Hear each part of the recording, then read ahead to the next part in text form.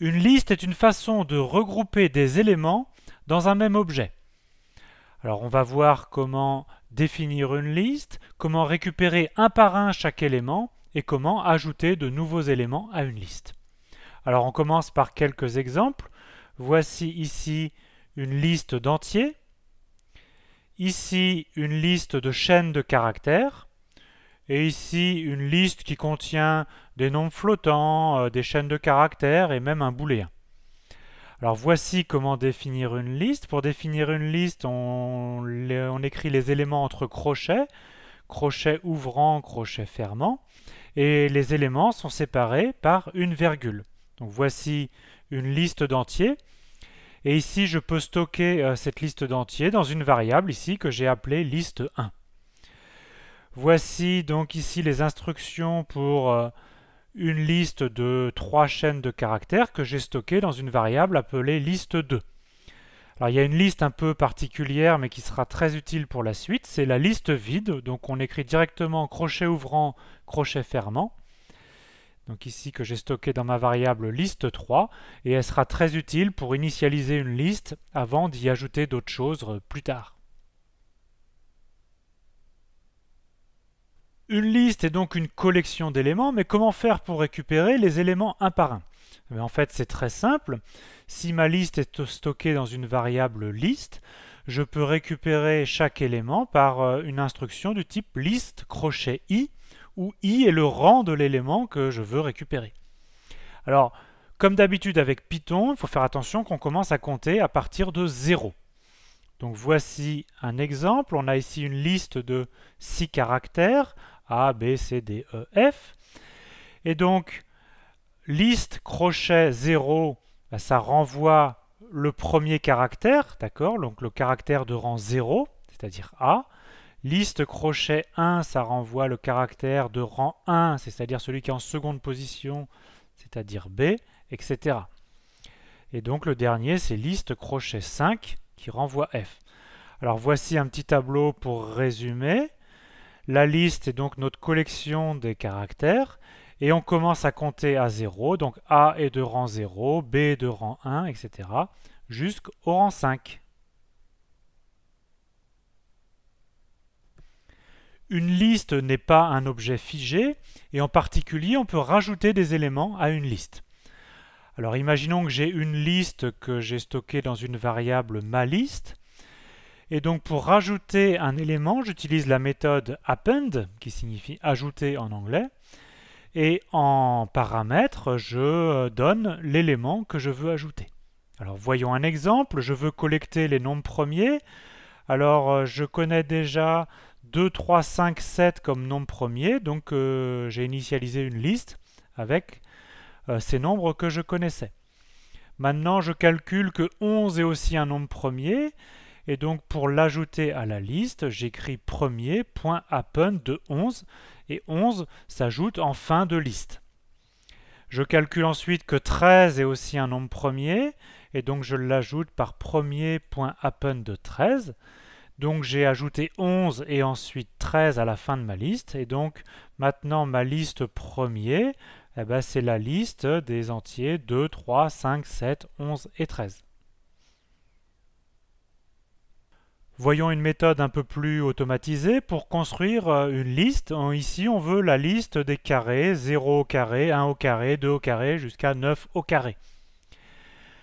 Alors, on va partir en fait d'une liste vide qu'on initialise juste donc par crochet ouvrant, crochet fermant. Au début, il n'y a absolument rien dans notre liste.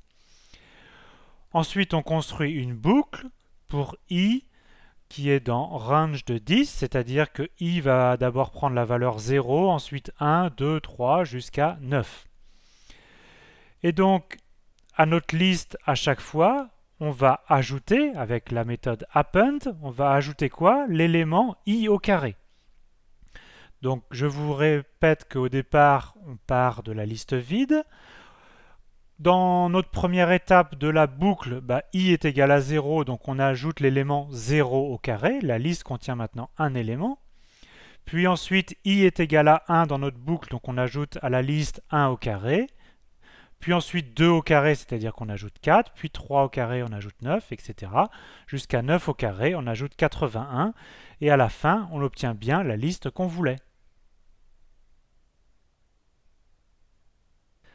La longueur d'une liste, c'est tout simplement le nombre d'éléments que contient la liste. Comment récupérer la longueur d'une liste? Tout simplement à l'aide de la fonction len, pour length en anglais, et avec en paramètre le nom de ma liste. Alors par exemple, la liste 5, 4, 3, 2, 1 est de longueur 5. Ma liste des chaînes vendredi, samedi, dimanche est de longueur 3. Et la liste vide se caractérise parce que c'est la seule liste de longueur 0. Alors on a vu comment récupérer un élément d'une liste quand on connaît son rang. Maintenant, on a aussi souvent besoin de parcourir un par un les éléments d'une liste. Alors voici la façon la plus simple et la plus élégante de le faire, c'est d'utiliser une boucle pour élément dans ma liste, for element in list. C'est une boucle pour, et donc cette boucle va prendre le premier élément, puis le second, puis le troisième, etc. Et après on fait ce qu'on veut dans cette boucle, et ici je demande juste l'affichage de chacun des éléments. Donc ça c'est vraiment une façon très simple de le faire. C'est la façon à privilégier. Alors, de temps en temps, on peut quand même avoir besoin du rang de l'élément, en même temps que l'élément. Donc voyons comment faire. On commence par récupérer la longueur de la liste. Donc on appelle n la longueur de la liste. Et on va encore une fois faire une boucle pour, mais cette fois, c'est en fait ce qui va varier, c'est le rang de l'élément. Donc j'ai défini ici une variable i qui correspond au rang de l'élément. Et i va varier de 0 jusqu'à le nombre d'éléments moins 1. Et qu'est-ce que je fais dans ma boucle? Je fais ici juste un simple affichage. J'affiche à la fois le rang i et l'élément de rang i. Donc c'est une version un peu plus sophistiquée, mais dont on peut avoir besoin de temps en temps. Alors je termine par un petit avertissement. Range de n, c'est en fait pas tout à fait une liste. Donc si vous voulez récupérer la liste des éléments de 0 à n-1, il faut écrire liste de range de n. Passons à un petit exemple. Imaginons que j'ai envie d'avoir une liste qui contient les premiers mois de l'année. Donc une liste est définie entre crochets. Les mois de l'année vont ici être des chaînes de caractères. Et les éléments d'une liste sont séparés par une virgule.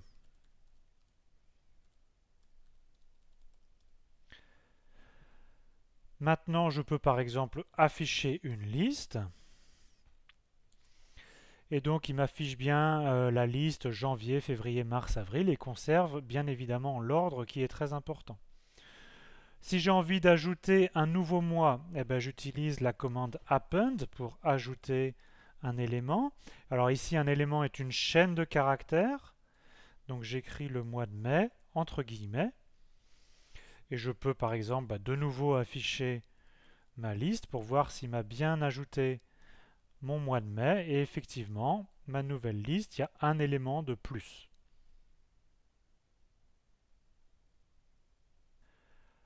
Alors maintenant, j'ai envie de récupérer un élément de la liste. Par exemple, j'ai envie de récupérer le premier mois de ma liste. Donc pour récupérer un élément d'une liste, la syntaxe, c'est le nom de la liste et entre crochets le rang qu'on veut.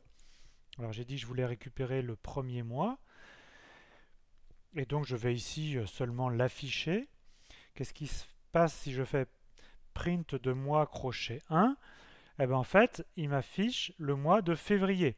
Ah bah oui, j'ai en fait oublié que la numérotation commence à 0. Donc si je veux récupérer le premier mois, il faut que je fasse mois crochet 0. Et à ce moment-là, il m'affiche bien le mois de janvier. Si je veux savoir combien il y a d'éléments en tout dans ma liste, j'utilise la fonction len avec entre parenthèses le nom de ma liste. Et ici, je vais simplement afficher combien j'ai d'éléments. Et donc pour l'instant, dans ma liste des mois, j'ai seulement 5 mois. C'est très facile de parcourir les éléments d'une liste avec une petite boucle pour. la syntaxe est la suivante. For m in mois. Donc ici, j'ai choisi d'appeler ma variable m, et qui va valoir successivement la chaîne janvier, puis la chaîne février, puis la chaîne mars, etc. Qu'est-ce que je veux faire pour chaque mois? Je vais peut-être afficher tout simplement une petite phrase. Le joli mois de... Et puis ensuite, je rajoute la chaîne correspondant au mois en cours, et je vais afficher ma phrase à chaque fois. Voyons ce qui se passe. Eh bien, il m'affiche le joli mois de janvier, le joli mois de février, le joli mois de mars, etc. Voyons un exemple un petit peu plus compliqué. Imaginons que je parte d'un entier A, par exemple 3, et je veux construire la liste qui contient tout d'abord 3, puis le double de 3, c'est-à-dire 6, puis le double du double, c'est-à-dire 12, puis le double de 12, c'est-à-dire 24, etc.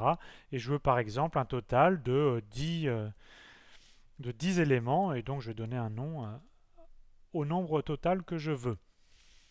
Comment on va faire ça? On va mettre nos éléments dans une liste qui s'appelle double, mais que j'initialise au départ avec la liste vide.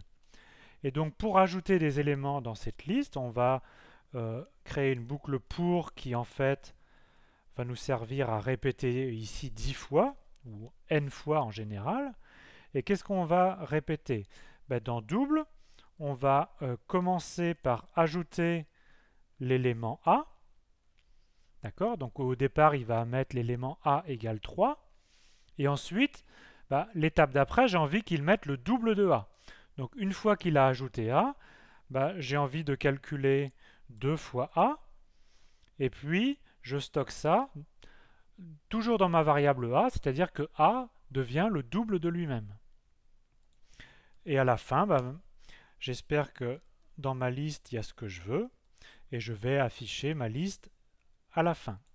Voyons ce qui se passe. Eh bien, ça marche bien. Au départ, on a donc notre élément initial 3, ensuite le double de 3, ensuite le double de 6, etc., etc. Et on a bien en tout 10 éléments.